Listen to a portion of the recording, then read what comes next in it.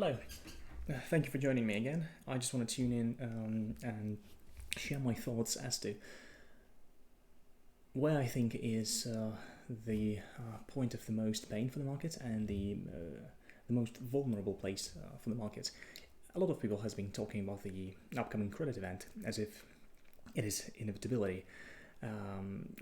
It feels like something has to happen. Something, just the dam has to burst, and this time in this cycle, it's not going to be a credit event. It's not going to be a run-of-the-mill usual recession that we all used to. More like the problem this time will come from the outside. For the US, the problem with which will directly impact the US and the US bond market, and the US bond market essentially leads and impacts everything else on this world. And particularly, the problem this time will come from China and Japan. These two countries, which have been and will continue to sell the treasuries. And the problem for the US is this. As I like referencing Russell Napier because his work outlines very nicely the context and the situation, the overall environment we are currently find ourselves in. It's not just a normal business cycle that we used to. We have to think in the radical terms. We have to look at the big picture and not just expect a normal business cycle behavior, because finally the secular realities are impacting the cyclical current event, the cyclical event. And this is the problem. TLT is the problem, and the US rates are the problem as well. We know that Japan, in order to raise yen and defend the currency, has been selling US treasuries, because the most liquid thing is the US treasuries, and you sell what's the most liquid. And obviously China has been doing so as well. The question this time with China is that they did not want, it seemed like they didn't want to directly engage in selling of a massive amount of the US treasuries, and have been putting on a daily limits, trading bans for the market, and just trying to limit the currency volatility this way. But as we are seeing, it's not working. And when the yuan will probably next week, if the CPI comes strong as we expect it to come strong, and even the CPI after that one, the September CPI will come in it resilient as well. Plus, we still have the base effects, positive base effects for the CPI this month and the next month as well. CNH are reaching 740 in no time, and this is the major level. And I guess the policymakers look at these nominal levels as the important ones, because once the CNH reaches the previous cycle high, you see all the media outlets just printing the same things. Oh my god, CNH reached what is it, 15-year low once again. CNH is very weak, and this usually prompts the the policymakers to act. And maybe this time they're going to sell something actually to defend the currency. Maybe they're going to do the same thing that the Japanese has done 2 times already in the previous year. And Japanese themselves, look at this. This is a real problem. We are, if the CPI comes in as we expect it to come in, we are going to 150 on USD/JPY, and it's the same thing. It's the same thing, reaching 150, and we will see in all journals, in all media outlets again, that JPY, the weakest in the last 30 years, incredible move by JPY, and this will prompt another response. And we've been seeing, been having this jaw warning from the BOJ policymakers that, oh yes, we are monitoring the situation very closely, and we will react and we will intervene if we will see an unexpected volatility or unacceptable volatility. To this is the problem. this puts this is one of the levers that puts the pressure on the TLT and puts the pressure on the long end on the 10-year and 30-year, and this will continue. And once again, as I've outlined, the moments when they intervened are the moments where they sold a lot of treasuries to do so, and we could see a pretty big movement in the TLT and in the 10-year and 30-year on these days. These 2 days were associated with massive moves in the 30-year yields in the US, and TLT is on the verge of breaking the previous cycle lows as well, if we think that that is going to transpire. And this is the problem. This problem that's going to have an impact on everything that we trade right now. And yeah, I just wanted to say this by looking at the USD JPY chart. I thought we might stay, just maybe consolidate for a little bit. But the setup from a signal perspective is incredibly strong, incredibly bullish. If I didn't know anything at all about the fundamental picture and about the cross-asset class analysis and what the current environment overall is pointing out, just looking and trading JPY on itself, then I would be long big time this name. Because this is, once again, we've highlighted this a couple of times already, and this is the problem. This is the run on trend level, which created a tail support, a clear tail support. And when you have an uptrend, when you have a this will, by the way, this was the reaction from the previous tail resistance. It prompted this massive move lower, essentially on the US inflation print. And we've taken out the tail support right here, created another tail support, and this usually the strongest signal. This points out to the fact that we've already broken the previous tail support. We are going to all-time highs. It's just no question about this. We are going here, and they are gonna intervene once again. They've been saying this, and they don't have anything else, I guess, to do but to intervene. But by doing so, if they gonna do the same thing here and the same thing here as they did the previous 2 times, it's just going to exacerbate the problem. It's not solving the core problem, and the core problem is the US rates high, the differential in the USD between the USD and JPY as widening, ever so widening even more and more and more. This naturally pushes the JPY higher, meaning weakening JPY. And by doing this, as we've seen right here, as I've highlighted in our latest update, it doesn't have a long-lasting effects. The market just goes back in, because on this move, what happened? Yes, you pushed JPY on 1 day lower, but at the same time, the 30-year yield just exploded higher. The rates in the US exploded higher. This widened the gap, widened the rate differential even more, and this puts even more pressure. And this is why we've seen this instant rebound and the move higher. And once again, to highlight, this wasn't the this break wasn't the something to do with the BOJ interventions. This just was a simply break in the trend support for the dollar, because the inflation print at the we've seen a peak of inflation prints in inflation prints. This time the situation is rather different. Inflation is just beginning to reaccelerate, and we are already at the same levels on TLT, at the same levels on the 30-year, and JPY is going to reach this once again. And if they, let's say, they intervene, I'd expect to see the same thing right here. So they don't have, they can try to do that, and I believe they understand that they're just exacerbating the problem, but they can do this 1 or 2 times. Okay, it's not gonna have any effect, honestly. It will just push the TLT lower and the US yields higher. They have to abandon yield curve control. Not just simply abandon yield curve control, but to force the savings institutions to buy JGBs at the yield they dictate, essentially. And by doing that, if they force savings institutions to buy the debt, those savings institutions have to sell something, right? And what do they sell? JPY has the largest net international investment position in the world. They hold like $1 trillion worth of US bonds, US equities. They're going to sell US bonds. They're going to sell the most liquid thing. I don't know what's going on behind the curtain, but I believe the policymakers know that, and they. But I guess the market is the market.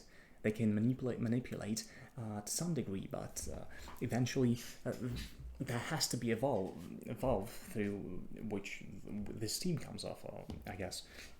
And right now it's JPY and US long end. And when those savings institutions sell those treasuries, this puts even more pressure on the long end. And going into the election year, they're gonna just engage in more socialistic policy, in more fiscal spending, and the fiscal deficit will only rise. And this is a self-perpetuating cycle.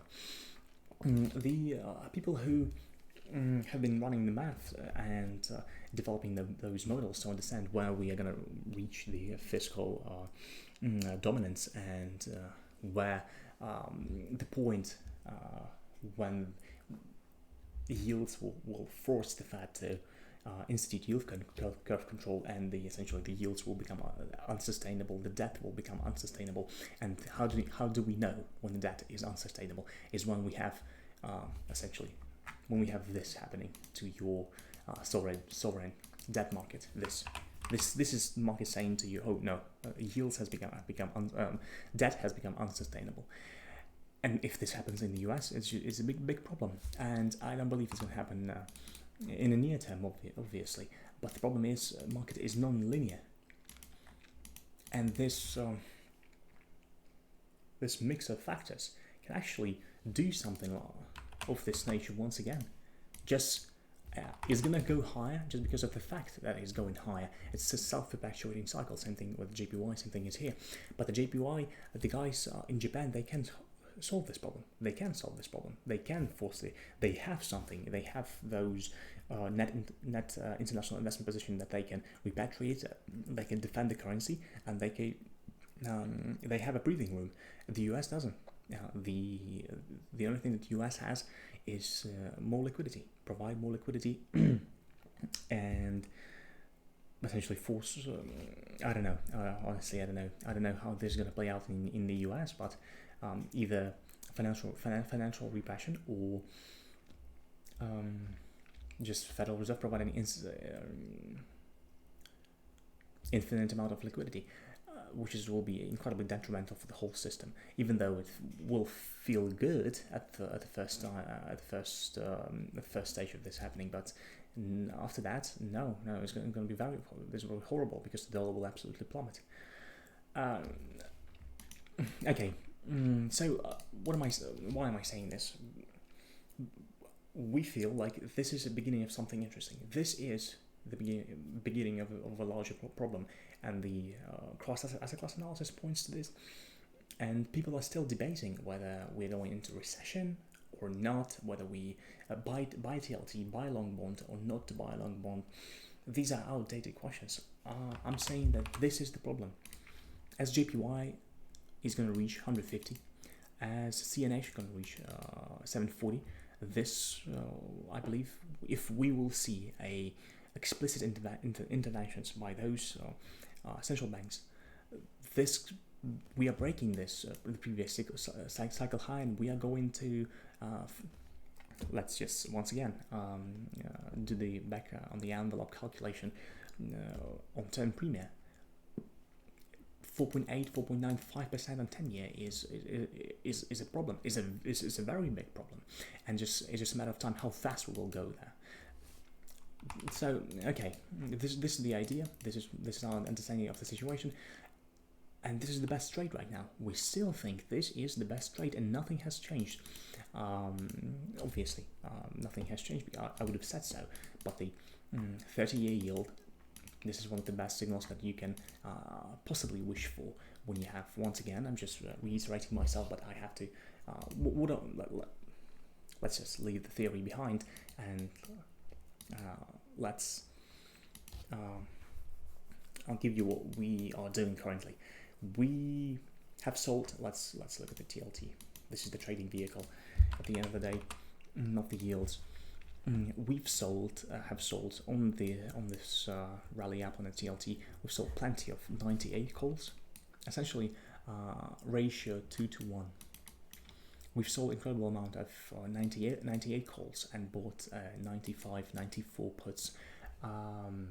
48 days out on calls, and so, yeah, the same 48 days out on puts, and we're gonna roll them. If we're not gonna get a meaningful move, we're gonna roll those. Maybe open up October ones or December ones. This is what we're running. We are financing puts by selling the calls essentially, and our break even is around 96, 97, and we are comfortable with this. If we look at the US 30-year, essentially we try to engineer the position in the most profitable way, even if TLT stays in the same place, we're not losing money at least. And if the TLT retests the trend support, if we look at the 30-year, we've put the position, constructed the position in the way that our break-even essentially over time, obviously not current break-even, but when the calls get close to expiry, our break-even is 417 essentially at the trend level. Our break-even is at the trend level, and this is essentially what you want to get. Any position that you take on, you try to engineer, you try to take your position, if it's a linear position, as close to trend level or trade support based on your time frame that you work on, based on your understanding of the longevity of the trade or trend. What you want to take, you want to take this position for the next 2 months, 3 months, 1 year, and etc. In our case, we're taking this for the next 2 months, at least 2, 3, 4 months, and we're engineering the position, putting the position in the way that profits us the most. So this is the break-even. Break-even on TLT is around 97, 96, 97 for us, and this is it. We're just waiting. And by the way, I don't believe once again that the problem is going to come from the US. This is just an underlying key dynamics that essentially will push the JPY higher. And when we get the inflation, whatever it might be, whatever the print, it's inevitability. We think that USD/JPY either this week, next week, in 3 weeks, in a month, in 2 months, it will reach 150. And this weakness, this incredible weakness in JPY, in CNH, this is what will prompt, and they're selling off the treasury, essentially. Not the US inflation print, essentially, will force the TLT reprice, or will force the US 30-year to reprice meaningfully higher, because the market will suddenly realize, oh my god, inflation is just back on track again, and we're going to reaccelerate, and we're going to 7, 8, 9, 10. No, it's not going to happen. Inflation has moderated significantly, and it just remain let's say at this 3.5, 3.6, 3.7, maybe 3.3, maybe 3% level. That's still enough. That's still enough for the policy differentials to widen, and for the CNH and JPY to push into previous cycle highs. And this move in JPY and CNH, this will force the long end in the US higher. So we're just waiting for this. In a nutshell, US 30, this is the trend. At the same time, this is the trend and the trade level. We don't believe. Essentially, this is your stop loss. This is your stop loss level. We don't believe it's going to break this, because nothing points out to this and we don't even believe that it's going to retest this level. Essentially, we expect some sort of consolidation, and we know before the next CPI print, and let's say we know that the yields can consolidate for a long time. For a long time. Look at this. This was the same setup. This was your trend support, and we've consolidated for weeks above it, and only then we pushed higher, because we had some sort of catalyst in face of I don't remember what this was, honestly, but I know that this was a inflation print of 3%. Same thing can happen here. We can stay for 2, 3, 4 weeks right here, and only then we're going to push higher. So this is the trade, this is the idea, this is what we are playing with, and CNH weakness is confirmed by the Dixie weakness, by the dollar strength, and by the signal in the Chinese equity market. Whatever they're trying to do, some talks of stimulus, it's not working. It's not working, and this is going lower. If they are not doing anything and they're not going to announce a major stimulus, this thing is just going to slowly grind lower and lower and lower. I don't know. Do they look at this even? Do they care? They are in a pickle, really in a pickle currently. So this is the situation, and the same thing is with copper, obviously, because the copper is almost 90% correlated to the HSI, and we don't expect anything from the copper to happen here. Yes, and overall, just a couple of words on the dollar itself. Why we don't believe that you next week's CPI, even if it's going to come above the expectations, it's not going to push markets incredibly high, because the repricing that we've already expected from the markets, from the dollar to come on the week of the CPI print, is already happening, and essentially when most of the repricing has already happened and we are going into the tail resistance, this is not the place that you take longs. It's just not the place. It's even if CPI comes at 4% and it's just breaking high and going to 109 in one day, it's just better risk management, but it's just bad risk management. So essentially, the odds are not in your favor. So it's just, you don't take longs on the dollar right here. So I don't believe that the CPI print is going to be incredibly market moving, to be honest, just because of most of the repricing that we've expected already happened. So we have to wait and see. We still have plenty of days. What is 4 trading days ahead of us, 3 trading days ahead of us. So yeah, this is the current setup. JPY to 150 and CNH to 704, and let's see if it prompts. And I would love to see what the PBOC intervention, currency intervention, look like. Really, I'd love to see that. That would be interesting. And JPY, yeah, it's just created a high low on the trading basis right here, and this is the trend support, which we've taken out once, and there's nothing else left here, just higher. And just to highlight the Bitcoin, nothing here, nothing is absolute nothing. So we go into 24 and into the tail support at 24,600. So now this is the current setup. Okay, this is essentially what I want to highlight.